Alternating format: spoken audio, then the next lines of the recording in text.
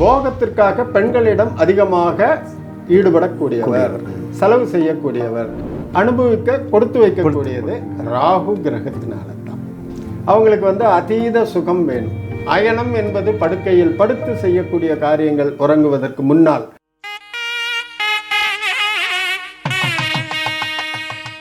G, Rahu Ketu தசா நிறைய பேருக்கு அச்சத்தை உருவாக்குது.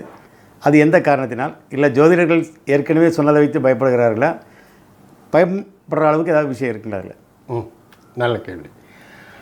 அதாவது நம்ம ஜாதகத்தில் ஜோதிடத்தில் இருக்கக்கூடிய 9 கிரகங்களுமே நல்ல கிரகங்கள் தான். சரிங்க. 9 கிரகங்களுமே தீமையும் செய்யக்கூடிய கிரகங்கள். அது இருக்கிற பொசிஷனை பொறுத்து இருக்கு. லக்னத்தில் எங்கே இருக்காங்களோ அதை வச்சு தான். இல்லை, லக்னத்திலிருந்து எத்தனாவது இடம்?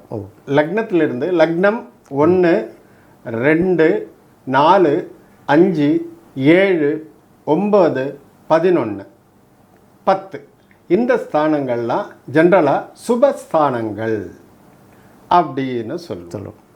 சரியா?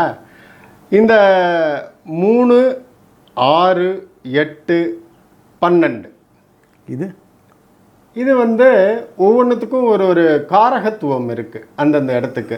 இப்போ 3வது வீடு அப்படிங்கிறது வந்து புகழ், கீர்த்தி, ஸ்தானம், தைரியம், வீரம், பராக்கிரமம். இப்போ ஒருத்தருக்கு வந்து சமுதாயத்தில் வந்து நல்ல பேர் இருக்கணும், ஒரு மதிப்பு இருக்கணும், மரியாதை இருக்கணும் அப்படின்னா இந்த 3வது வீடு நல்லா இருக்கணும். நல்ல கிரகங்கள் இருந்தால் தைரியம் அவருக்கே இருக்கும். ரைட்டு. இப்போ நீங்கள் கேட்ட கேள்வியை தொடர்புபடுத்தும் போது ராகு அண்ட் கேது அப்படிங்கிற 2 கிரகங்கள் அறிவியல் பூர்வமாக உண்மையிலே கிடையாது. சரிங்க. இது வந்து சாயா கிரகங்கள், ஒரு இமேஜினரி பிளானட்ஸ். ஆனால் இந்த பிளானட்ஸையும் ஜோதிடத்தில் சேர்த்து தான் நம்ம முன்னோர்கள் கனெக்ட் பண்ணியிருக்காங்க. அப்போவே முதலே பண்ணிட்டாங்க. ஏன்னா எப்படியாகப்பட்ட ஒரு மனிதனாக இருந்தாலும் அவன் தனிமையில் இருக்கும் பொழுது சில விதமான செய்கை மாற்றங்கள் அவனுக்கு உண்டாகும். 4 பேரோட இருக்கும் பொழுது கௌரவத்துக்காக, பழக்கத்துக்காக, சமுதாயத்துக்காக, அவன் படித்த அறிவுக்காகன்னு சொல்லிட்டு ஒரு செயல்பாடு இருக்கும். அதே ஆளை வந்து தன்னந்தனியாக ஒரு ரூம் பார்க்கும் பொழுது மேபி கேஷுவலாக படுத்துப்பாங்க, சாப்பிடுவாங்க, என்ன வேணாலும். அந்த மாதிரி இந்த ராகு கேது அப்படிங்கிற கிரகங்கள் சுபாவமாக ராகு போகக்காரன் என்று சொல்லக்கூடியது. நம்ம உடல் ரீதியாக, மன ரீதியாக நமக்கு வந்து உடலுக்கும் மனதுக்கும் சுகம், கிளர்ச்சி, இன்பங்கள் இதெல்லாம் தரக்கூடியது, தூண்டக்கூடியது, அனுபவிக்க கொடுத்து வைக்கக்கூடியது ராகு கிரகத்தினால தான். சரிங்க. சரியா? கேது அப்படிங்கிறவர் வந்து ஞானக்காரகன். எப்படி இது வந்து போகத்தில் திளைக்கிறதுக்கு ராகு உபயோகமோ அதே மாதிரி ஞானம், இந்த போகங்கள்லாம் திறந்துட்டு ஒருத்தர் வந்து ஒரு ஞானியாக, ஒரு யோக நிலை, ரைட்டா, சித்தாந்தங்களின் அடிப்படையில் உணர்வுகளால் உந்தப்பட்டு உணர்ச்சிகளை கண்ட்ரோல் பண்ணக்கூடிய ஒரு கிரகம் கேது என்பது. ஆகையால் இந்த ராகு அப்படிங்கிறவர் எந்த ஒரு ஸ்தானத்தில் தனியாக நின்னாலும் அவரை கண்ட்ரோல் பண்ண முடியாமல் அவர் ஆடுவார். அந்த அளவுக்கு அவருக்கு பவர் இருக்கு. ரைட்டா?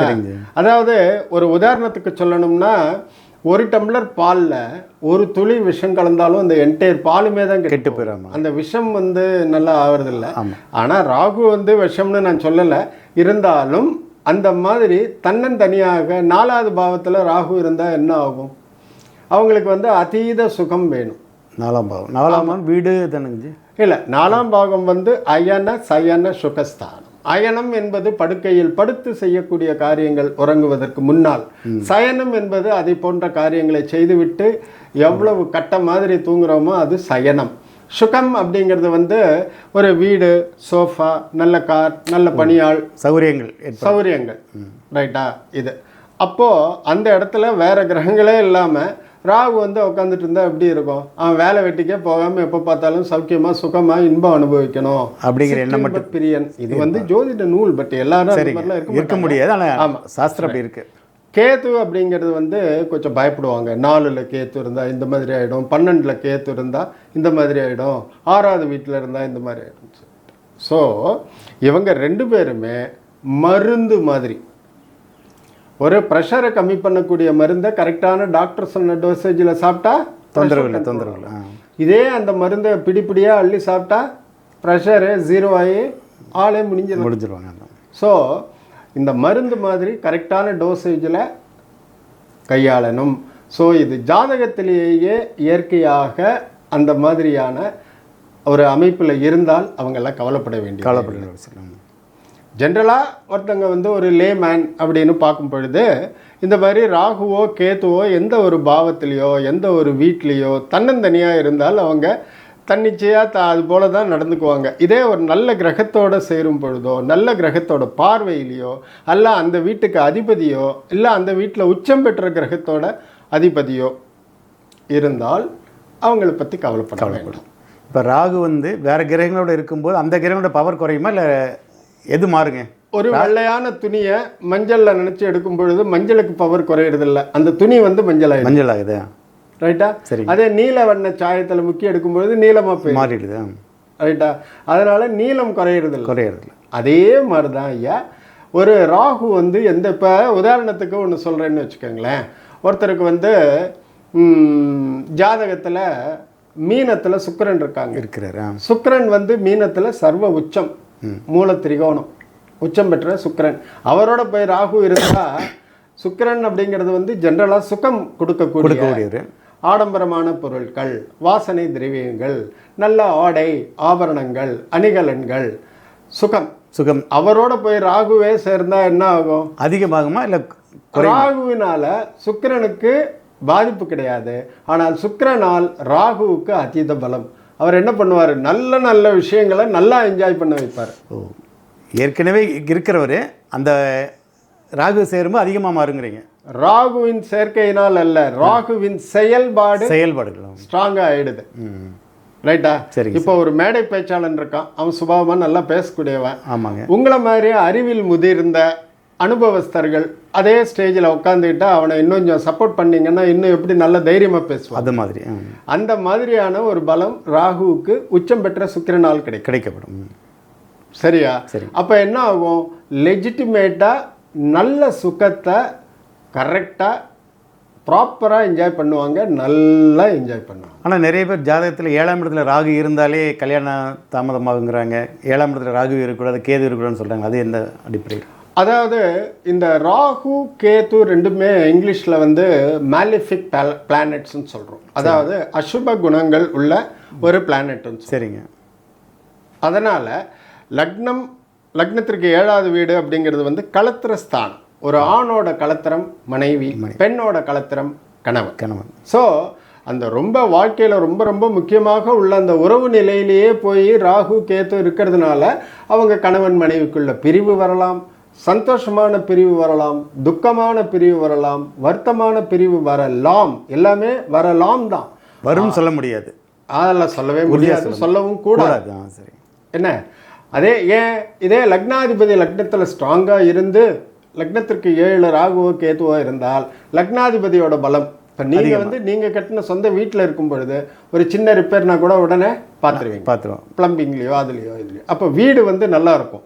அதே மாதிரி லக்னத்தினுடைய அதிபதி லக்னாதிபதி அந்த வீட்டிலேயே ஸ்வக்ஷேத்திரமாக சுய வீட்டில் இருக்கும் பொழுது ராகுவோ கேதுவோ எந்த பாப கிரகங்கள் இருந்தாலுமே அதனால் பாதிப்பு கிடையாது. ஓகே.